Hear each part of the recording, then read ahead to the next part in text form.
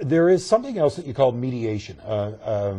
That is another option, is it not? That's right, and that's a growing area too. I mean, it's been around for many, many years, but why it's growing is because a lot of the mediators who used to do it before are offering to do even something more than just mediate. They're offering to actually be the hired judge.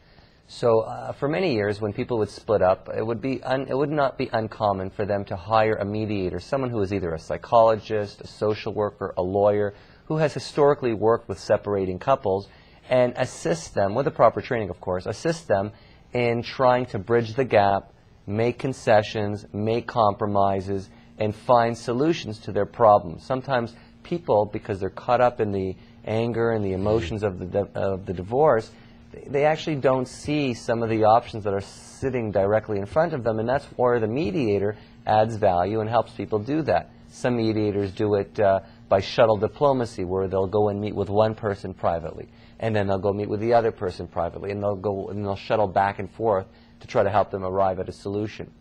And in some cases, mediation is done with everybody in the same room. And in some cases, mediation is done with the lawyers and the spouses in the same room. Mediation has grown in recognition. It's become very common for people to use when they split up. And it certainly does a lot of good work, and it helps a lot of people avoid the conflict of a court case. And that's the subject of today's discussion, is the alternative to the court.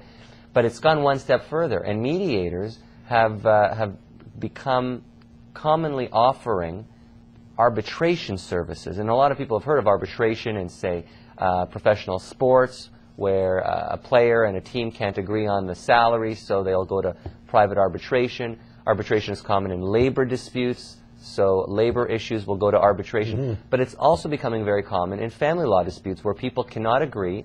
They'll go to a mediator. The mediator will spend 5, 10, 15 hours with them, and they might arrive on a solution on, say, 3 of 5 points, but there might be 2 points that they couldn't agree on, or maybe none of the points they agree on. And then the mediator can turn into an arbitrator, and then the arbitrator, who was with them for the last day or week or month, can hear both sides' arguments and make a decision. Arbitration, when it goes to arbitration, do we agree ahead of time that what is finally said with the arbitrator, is that the right word, is the final say? And we recently have new legislation dealing with that says that if a person or a couple wants to go and take their family law problem to an arbitrator, they have to sign an arbitration agreement. And they can't just sign it.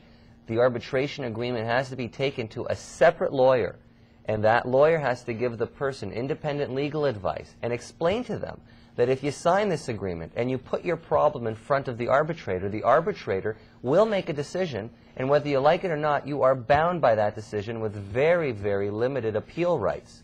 So effectively, if you go in front of an arbitrator and they make a decision, you're bound by that decision. And that's why people are forced to go and see a lawyer to sign a contract and have that contract witnessed by the lawyer to make sure that they understand it.